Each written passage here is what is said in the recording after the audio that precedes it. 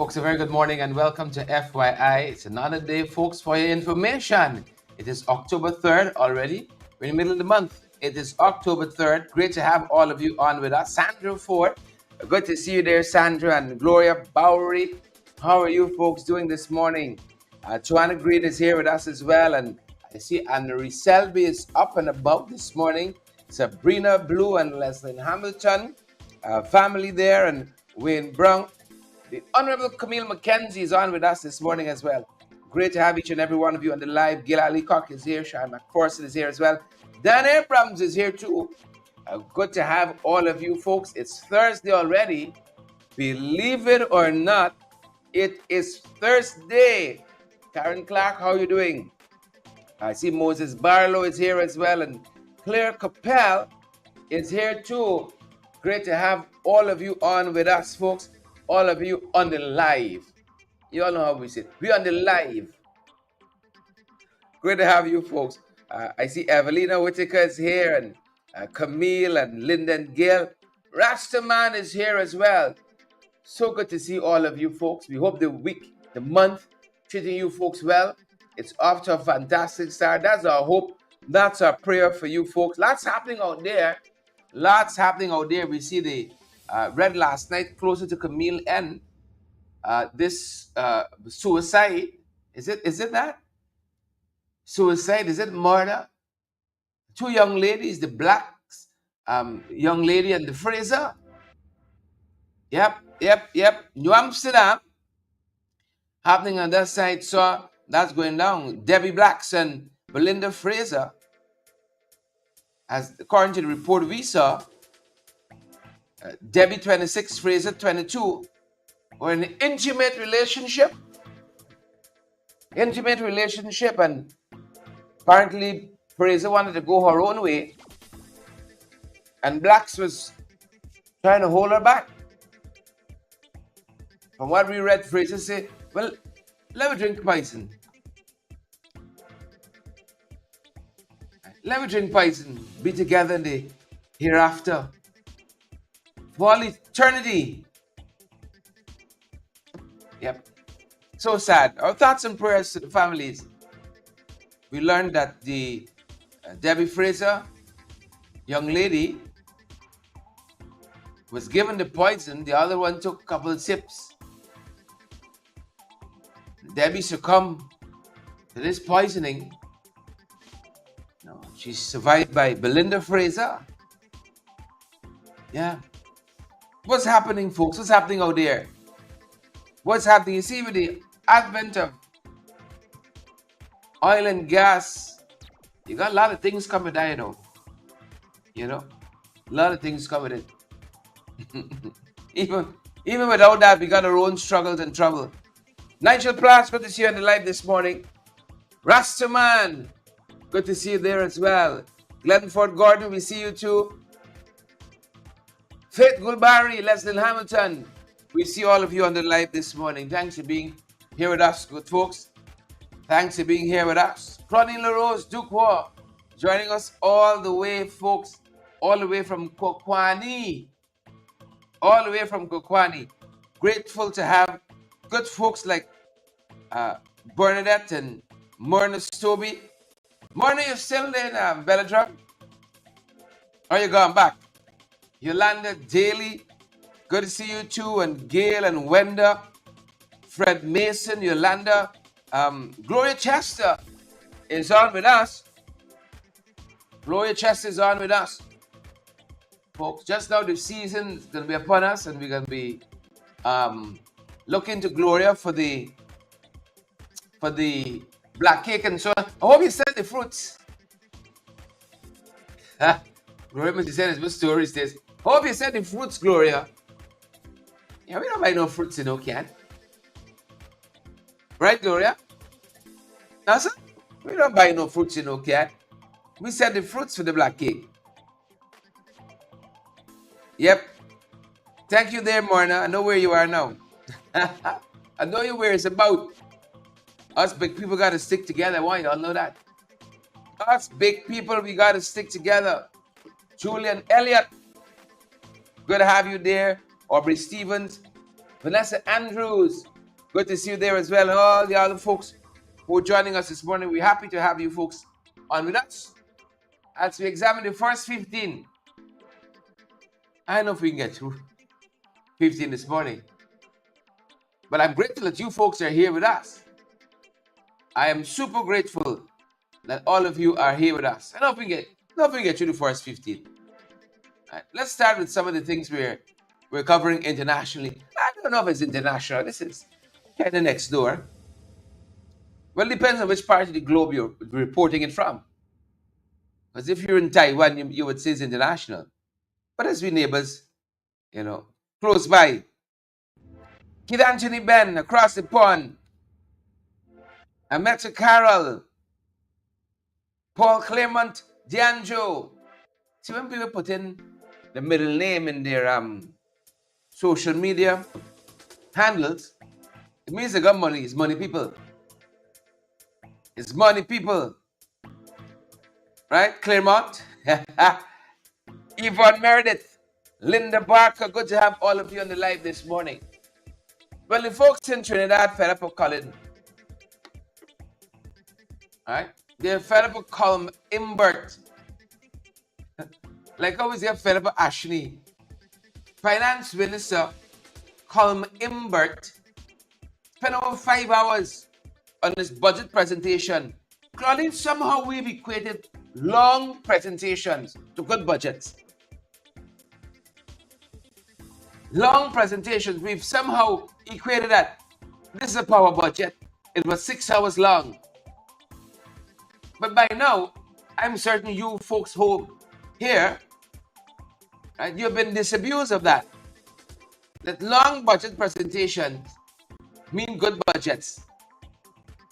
And it seems as though the shortest men is one of the tallest speeches.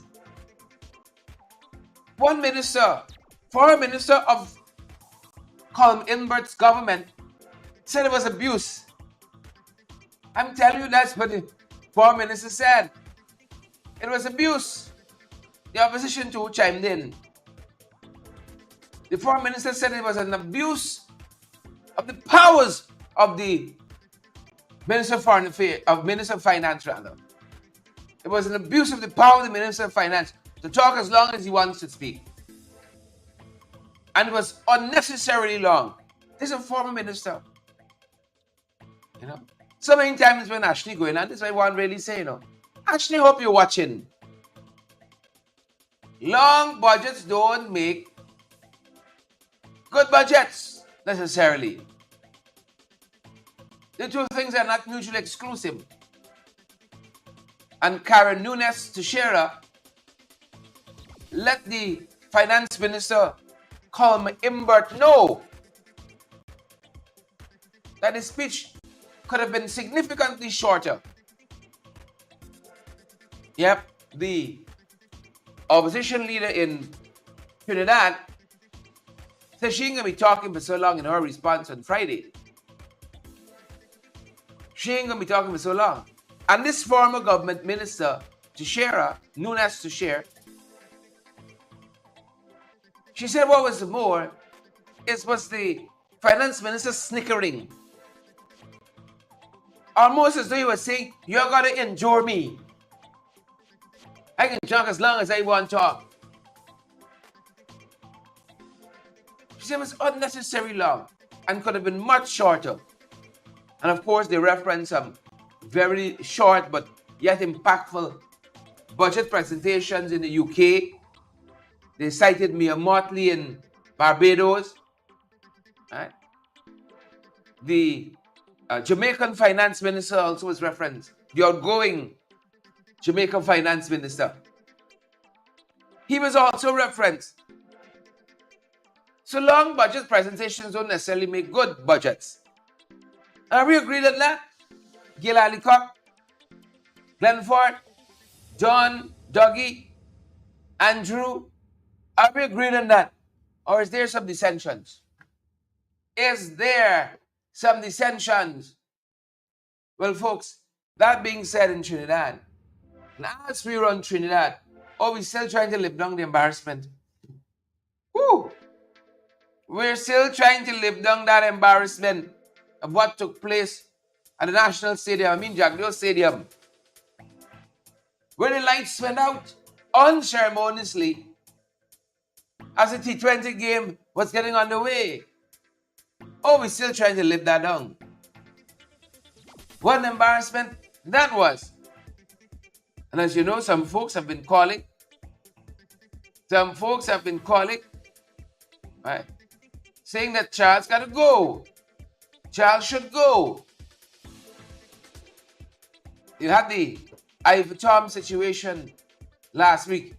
This week here, international shame on us. International. Folks saying Charles got to go. It's untenable now that he stays. Following a power outage at the National Stadium during one of the CPL games between Trinidad and Barbados last evening, there has been a call to fire the Culture, Youth and Sport Minister. The Ministry of Culture, Youth and Sport and the Guyana Power and Light Inc. in a joint statement stated that the loss of power was due to a technical fault with an underground cable. In the release, it was noted that CPL matches at the Providence Stadium Guyana were successfully powered from independent generating sets located in the National Stadium and not by the GPL grid. GPL has been on standby at all matches to render technical assistance to the stadium at all times. During the 19th over, 3 floodlights that were powered by an independent generator lost power, causing a disruption to the match. The GPL technical team on standby immediately began rendering assistance and restored power to 2 of the 3 floodlights on the same circuit. The stadium's technical staff and GPL worked assiduously to restore power to the 3rd floodlight, which had a technical fault with the underground cable feeding power to that floodlight. A substitute cable was installed quickly to have this floodlight operational. This was achieved around 10:51 p.m. The joint statement added that additional technical assessment was to be done immediately after the game to avoid any reoccurrence of the issue.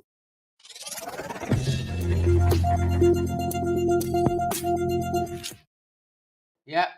That's some of what took place. Culture News editorial this morning calls it a national embarrassment. That is what Starbuck News editorial calls it. A national embarrassment. Correct is right. Correct and right. They said millions were watching. Millions.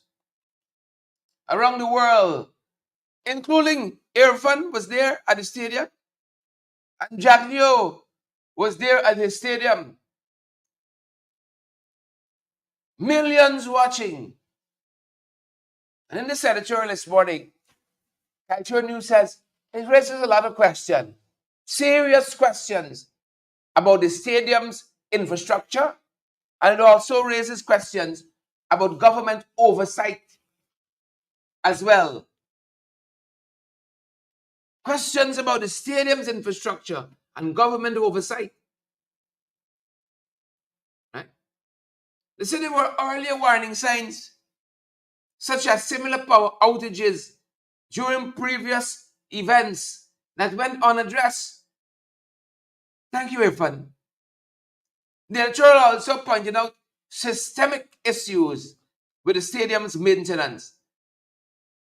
Ramson, systemic issues. So instead of blaming a faulty underground cable, you don't ought to be fixing these problems. That's what you're allowed to be doing. National embarrassment. National embarrassment. That is how Culture News termed it.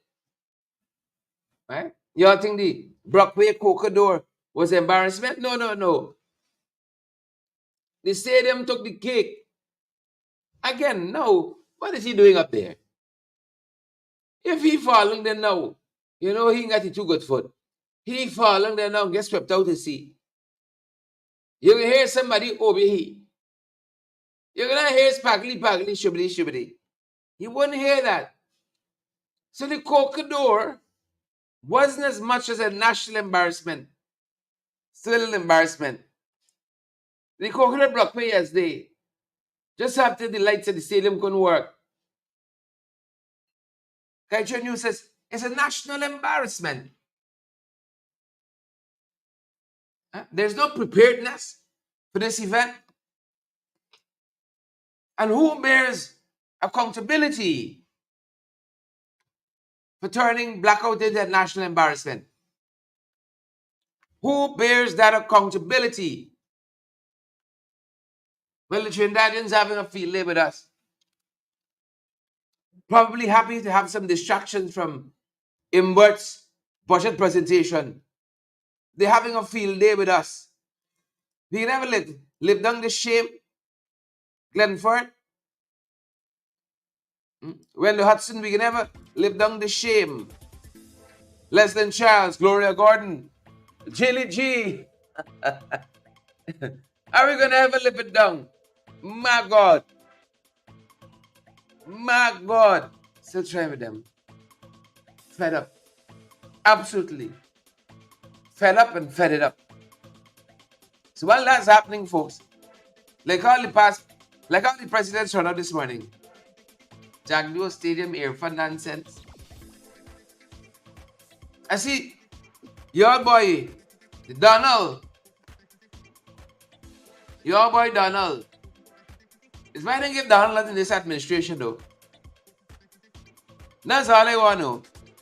Why did they give Donald nothing under this administration? But Donald know nothing. Donald can't administrate. Huh? They didn't even give Donald a little ambassador work like Dan Blinds. I mean Sam Hines. They didn't even give me a little ambassador work. Oh, they must really hate Donald. Huh? Like Donald standing for himself and refused to be a puppet. Is that what happened? Swinburne said we all fed up. Like Donald standing for himself and refused to be bullied by the puppet, Brian Daniels. Is that what happened? They got Donald on the back burner. Every now and again he crawl out, he roll out, he creep out, and he writes something. Every now and again, this is not very often. Well, he come out this morning. Right. While the folks are going, he's coming. I saw a news report of a moth species that traveled 4,500 miles till to South Wales in the UK. It's not Wales with gas to show business. 4,500 miles from Guyana, they say, inside a photographer's boot bag. Even the moths fed up. Moths say UK take one. UK take one. Even the insects plane. UK take one. While the moth was going, Donald was coming. And here he is talking about the Procurement Commission. Talking about the Procurement Commission. He says the advent of the Procurement Commission is not because the PP been corrupt. It's not because they didn't corrupt. But during the period that saw the initial operationalization of the Public Procurement Commission, he said it was to appease the PNC. He said they wanted to improve their relations, their working relations with the PNC. And so it was a mechanism for inclusivity. He says it's not because the PP didn't corrupt. It's not. I'm telling you what the former president says. Donald won the back burner. And that's what he says. He even goes on in this letter in today's press. You can read it for yourself. Right? You can read it for yourself. He says also, this facility where the component in the law that the opposition leader and the president got to agree on the Chief Justice and Chancellor, Not true. He said it was all part of an inclusivity mechanism. But he noted that has gone awry. This inclusivity mechanism. So Donald run out seeking remembrance. I forget he until it's true story. I had forgotten Donald since until we saw this letter. I said, who? Donald who? Who's he again? Donald earned a good piece of pension though. I can tell you all that. Former president, Donald earning a good piece of pension. So don't like talk. Waveney, Rassiman, Dennis Wilson, should we all be so lucky? A nice $3-4 million a month, plus a small staff to cater for his needs. Marlon Thomas? Marlon said Donald fed up with them. Marlon said Donald fed up with them. What Donald is really saying, y'all are talking about corruption and these commissions in the same breath. But that is not the epoch out of which they were formed. It was the corrupt period. They wanted to imbue the local scene with inclusivity. Yeah. They don't run out, man. It's President's Day. It's President's Day because Sam Hines ran out too. Jesus mercy. Huh? I saw somebody said I don't deal with Jacobitism.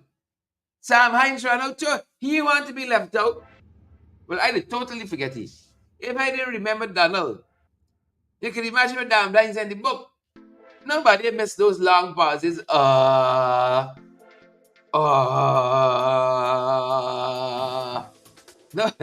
nobody missed those constipated pauses. He ran out. Talking about Exxon and oil. Could you imagine this fossil? He talking about how it's a good thing Exxon didn't give you a lot of money. Right? Rejoicing. Catch your news again for the win.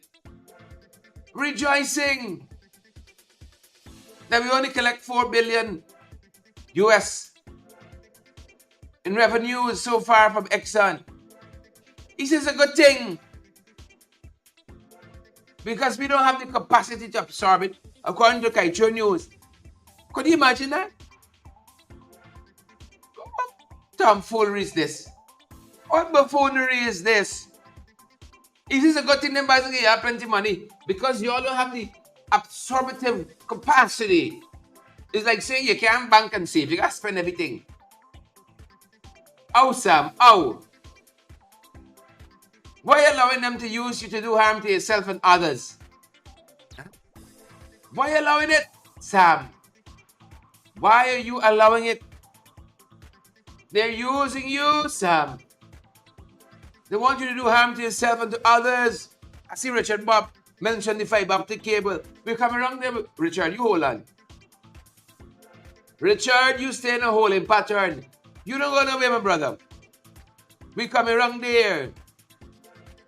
He says a good thing is only 4.4 you got.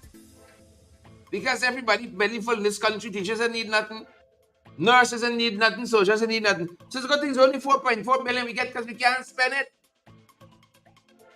We don't have the capacity. He languishing in a big pension, a big salary as ambassador to the US. Languishing there. Doing what? What investments Sam Hines bringing in for this country? What visibility is he bringing for this country? If you're young and have some long pauses, could you imagine now Sam in the old age? He was holding out some sustained pauses. 3 hours later. It's just a good thing. We only getting a little pittance. Be thankful for small mercies. That's Sam's message to Guyanese. I hope you all hearing these things when you all go back to the polling booth. When you all go to the polling station. Waveney Doris, Marcy Agar, Dolly Anderson, Chinsing Henry. I hope these are the things you're all hearing when you go back to vote. So everybody run out today. And of course, I had a big head Jacobat. He gonna run out a wrong tree. He gonna run out a wrong tree. I want to hear him on this international disgrace, this international embarrassment at the stadium. He gonna run out the wrong tree. President's Day, Chinsing. We have the Dorsai voting like a boss. Come on now. Come on now. We salute you, Waveney. Voting like a boss. Auntie Sandra, we see you there on the live this morning. How are you doing? How are you doing, Auntie Sandra? We all gotta vote like a boss. Saw them running this morning. Irfan, Ramatar, you know, I want Ramatar to jump in the backseat for truth. Now damn blinds run out. They better run him back. Run him back. Run him back. Just a couple of things we're following, folks. Just a couple of things we're following. Right? Belle Crawford, your girl. Annie Denise, your girl. Karen Gittins, your girl. Hilary Cook. They're telling us that she come talking biometrics. They're pondering on the idea of using biometrics for the 2025 general and regional elections. Pondering. According to a statement out of the GCOM, they are deliberating the use of biometrics, especially digital fingerprint capture, for the 2025 general and regional elections. I would love to be a commissioner at GCOM. I would love to be a commissioner at GCOM. Sandra Hanover, how are you doing there? These are the things they're pondering. The ponderings. Digital fingerprint capture for the 2025 general and regional elections. Right? According to the report, Rohi, the one that they got the bite. The one that they got the bite, they go die subsequently. It's a food poisoning. I want to say the goat emphasized. Rohi emphasized the need to align any measures with the Constitution, of course. Of course. Ensuring that no voter is disenfranchised. We don't want nobody enfranchised the wrong way neither. So the corollary is equally important. We don't want to disenfranchise nor enfranchise those who should not have a franchise. The GCOM is also considering installing cameras in polling stations to enhance safeguards. So what are you all waiting on, man? What are you all waiting on? What are you waiting on?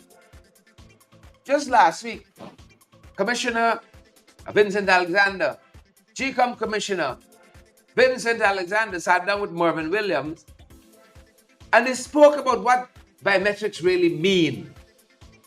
I know we talk biometrics, and I thought that Comrade Alexander did such a splendid job of articulating very simply, very simply, with simplicity, what biometrics is and what it means for our electoral system.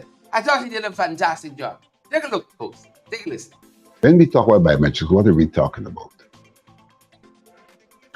We're talking about, first of all, a system that allows for the capture of fingerprints during registration digitally. That's the first aspect of biometrics. That is an important measure for us to embark upon. Why? We do cross-checking of fingerprints to make sure there are no duplicates. In other words, that one person doesn't register more than once. In every instance, we do come up with instances where there are duplicates. But one of the revelations of this process is that because we do manual capture fingerprints, and the manual capture fingerprints have imperfections, that the cross-matching is unable to cross-match all of our fingerprints because of the imperfection of some of those prints. Right. So the present system allows for instances where there are fingerprints that cannot be verified. And so you may have instances of duplicates going through. So that's the first instance. And this is not conjecture. We have experienced the instances, particularly that same period of the 2019 period, where there were large numbers, significant numbers of fingerprints that could not be verified because of the imperfect manual fingerprinting. To perfect the fingerprinting, they should be taken digitally. If you take the fingerprints digitally, you are assured of almost 100% perfect because the digital mechanism rejects a bad fingerprint. It's like going to the immigration in America. If you don't place your fingers properly, the machine rejects it until you place your fingers properly. So that it's in GCOM's interest, if it's going to get the kind of list where they can cross-match all of the fingerprints, to introduce digital fingerprinting. Some attempts were made at that in the past, and the process was stymied by a 4-3 vote in the commission. Stymied. We are about to discuss this matter again. Get in there suitfully, but about to discuss it again. So that's the first aspect of biometrics. The second aspect of biometrics is that if you have captured all of your fingerprints digitally, then there's a possibility that in the place of poll, you can use a system similar to what the Americans use, or the Venezuelans use, or all over the world uses, to check the veracity of the person presenting himself or herself by ensuring that the fingerprints of the person, the live fingerprints, correspond with what's in your database. And therefore, in that way, even if you have a bloated list, the mechanisms in place will not allow for persons who are not physically present to cast their vote. So the answer to your question is yes. Biometrics can serve a purpose insofar as it can block unauthorized persons from casting votes for authorized fingerprints in the system. Yeah. I thought that the Commissioner, Vincent Alexander, did such a superb job there of articulating what this whole concept of biometrics is and how it can affect the voting process locally for the better. For the better, because those of us who were there in the recount knew what we saw. Now people tell we. That's why I said those of us who were there in the recount. Now people tell us what we saw, and no, that's fact. We can talk some more of that. So GCOM now talking about biometric. Is it just talk? Clearly, the gold bite man don't want biometrics. And he's not proffering that in a personal capacity. He's representing a party there. They don't want biometrics. I wonder why they don't want biometrics. I wonder why they don't and would not want biometrics. I wonder why.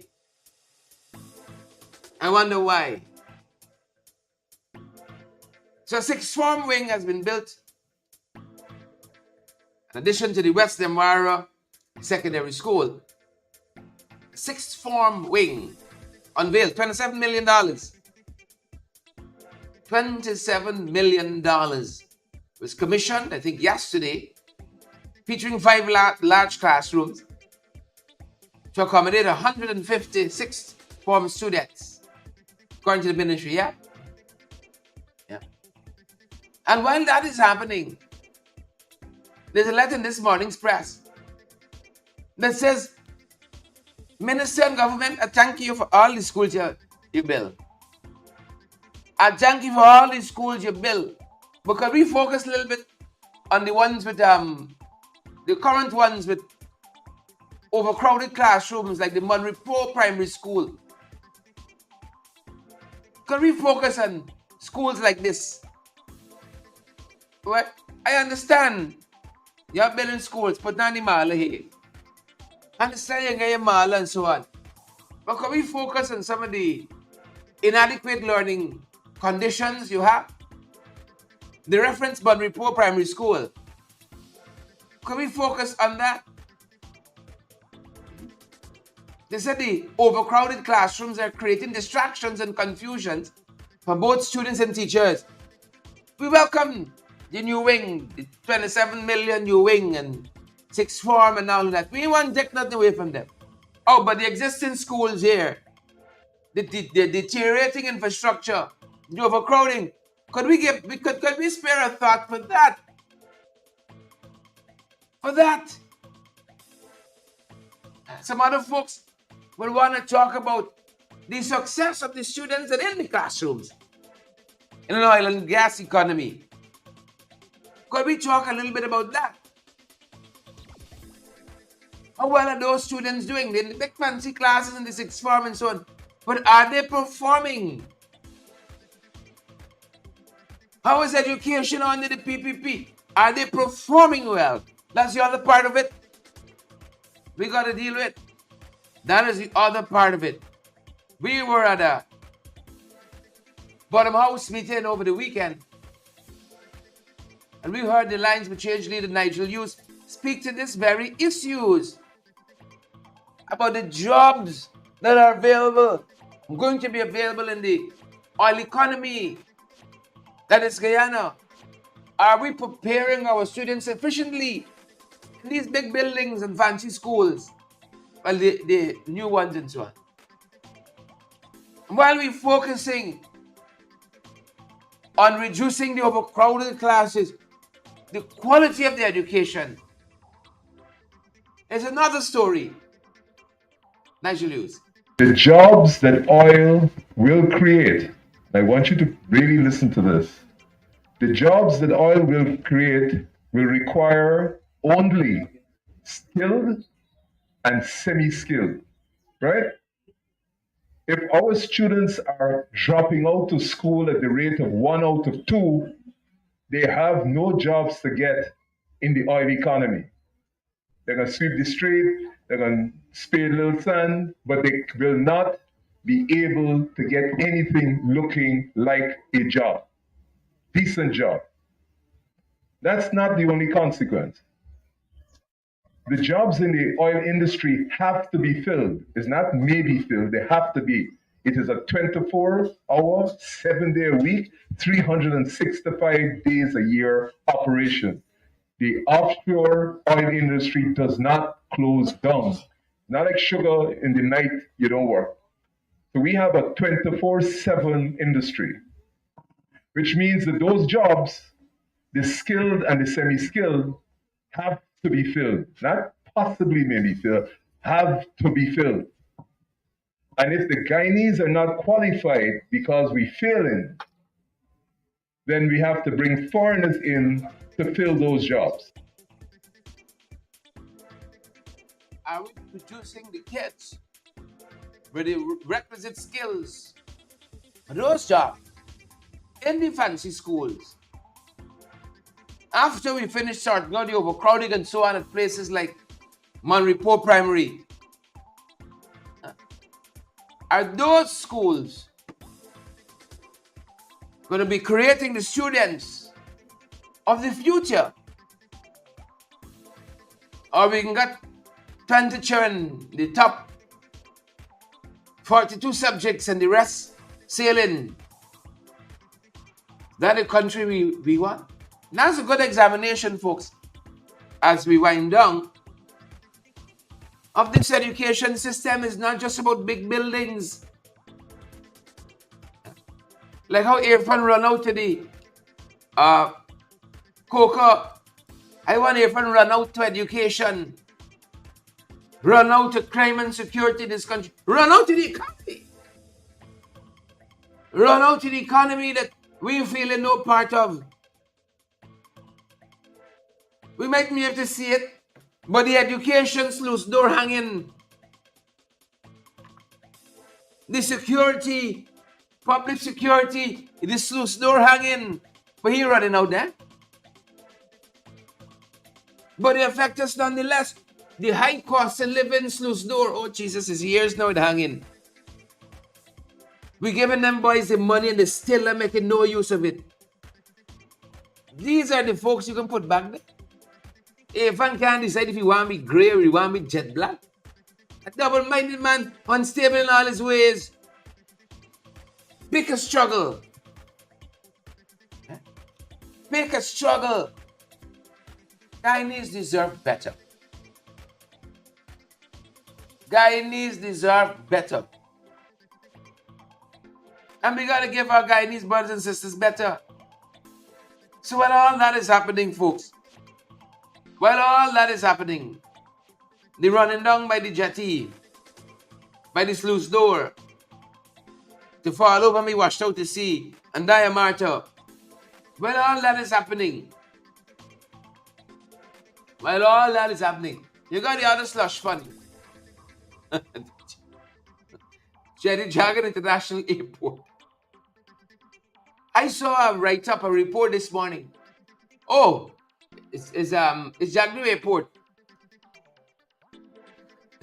Since 2000, they're rebuilding this airport and they're happy to put all the history. And when we came in back, we took back the mantle. This is the longest building airport in the world. It's a slush fund. So it's a part of it is slated to complete shortly. Right? Part of it. But the admin building, for instance, is going to be further delayed. That's what it said. The admin building. One Jill. The flip up, Bishop. He's been to this airport no less than 75 times to talk with the contractors. That's the passing through on the many trips and so on. Vacation and so on. You know, this is a paper 2 months going on vacation to Tahiti, Hawaii, Dubai. When they talk to the contractors there, lay down the law with 75 times, no more extensions, no more monies, finish the airport. They say the admin building will be a little delayed now. The admin building costing $890 million. By Avanash Contracting and Scrap Metal, they had a piece of the road there too at Schooner to Crane. Right? Due to insufficient resources and suboptimal construction methodology. What does that phrase mean? I know you're more bright than me. Suboptimal construction methodology. I have one interpretation. The admin building delayed. Unfortunately. Unfortunately. They say the commercial center by PD Contracting is progressing well. But the admin building, oh, that admin building by Avanash Contracting and Scrap Metal. Maybe you shouldn't put scrap metal people to build buildings. I don't know. I don't know them. I don't have no brief for them. So yet again, the Cherry Jagan International Airport will be delayed. You know who spoke to this project and other projects? Former Auditor General, Dr. Anand Gulsaran. He spoke to this issue among other projects that he said completely failed under the PPP. In a Sabbath News article of April 19, 2022, Dr. Anand Gulsharan, he said the CGIA, at that time, the contract had cost 138 million US dollars. Probably 5 times that by now. That was supposed to be the contract sum. It's probably 5 times that. Longest construction running in history.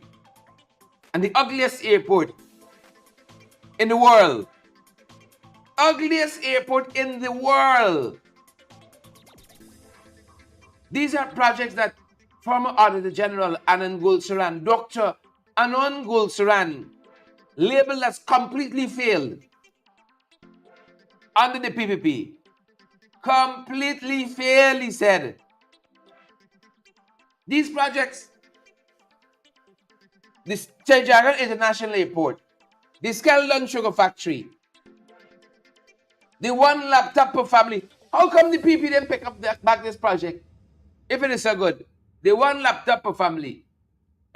Or maybe they run away from us demanding it's got to be one iPad for family. Anybody got no time for laptops now? Give me a damn iPad. This is 21st century. One iPad. Then pick this one up back. How is this so nice? And then, as my brother was saying just now, the fiber optic cable, I tell you what's coming wrong there. The Brazil-Guyana fiber optic cable. You remember whose son they're doing this one? Oh, he just ran out with a letter this morning. Huh? You remember whose son they're doing this one? Friends, family, and favorites. Friends, family, favorites. Completely failed. And folks, don't take my word for it. I'm telling you, this is former Auditor General Anand Gulsharan. Here are his reasons. In the same article, oh, I like my accent. The same article, he said nothing was achieved under those projects, among others. Nothing achieved, but the country was saddled with debt. The country was saddled. Gillian Solomon, Sudhari Sukhchan, Waveney Norris, Sheena Hatel, saddled with debts. In another instance, Dr. Anand Gulsharan, former Auditor General, who did a far better job, a far superior job than this short one here doing. He said the projects failed completely to deliver in terms of their objectives. They failed to deliver their outputs. They failed to deliver their outcomes. They failed to deliver their impacts. Thereby, listen to this fantastic word now, encumbering Guyana's public debt to even more millions of US dollars. To even more million US dollars. Encumbering. But we gotta remove all encumbrances.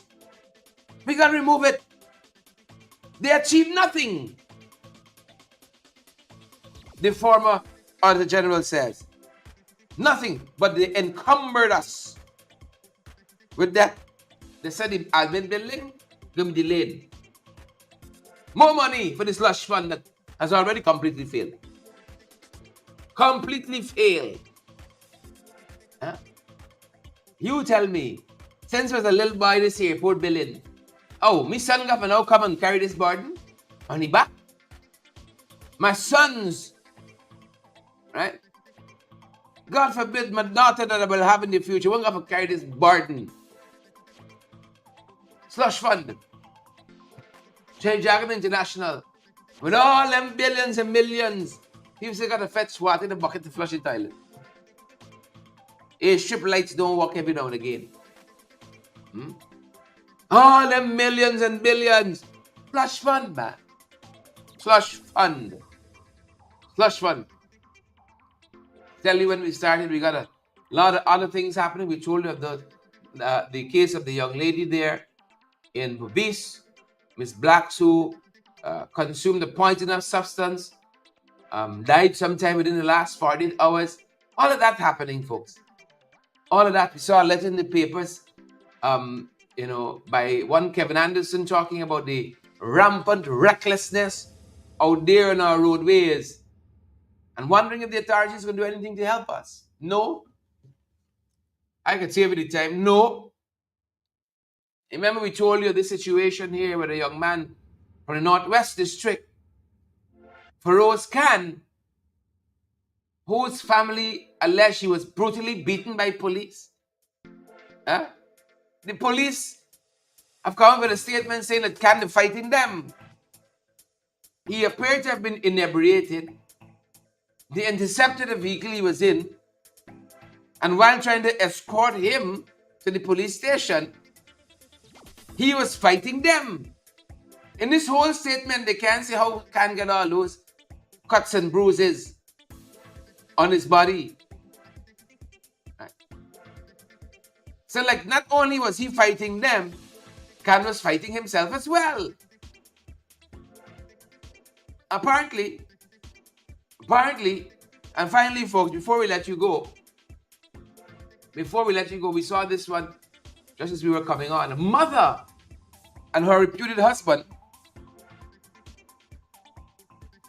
they were remanded by Magistrate Tamika Clark at the Anna Regina Magistrates Court, remanded to prison, to jail, on charges relating to the sexual abuse of the woman's daughter. Her reputed husband and her remanded. The mother faces charges of ill treatment and neglect, of course, under the relevant legislation, the Criminal Law Offences Act, while her partner is charged with sexual activity with a child family member under the very act. The charges follow allegations, they say, of repeated rape and the mother's failure to protect the child, despite knowing of the abuse. Yep, there you have it. We're going to be following up on this because they returned to court on October 23rd. We are going to be following up on that. That being said, folks, the first 15 we think you ought to know about as you start the day today. We're going to leave it there this morning. Great to be here with each and every one of you. Siobhan McDonald, Leon Blair, Avril, Renella Garnett, Yvette Moore, Nigel Plass, Rastaman, Horace Calder out of Texas, and all you other fantastic folks. Have a fantastic rest of the day. We're going to see you guys right back here on the next one. Stay safe.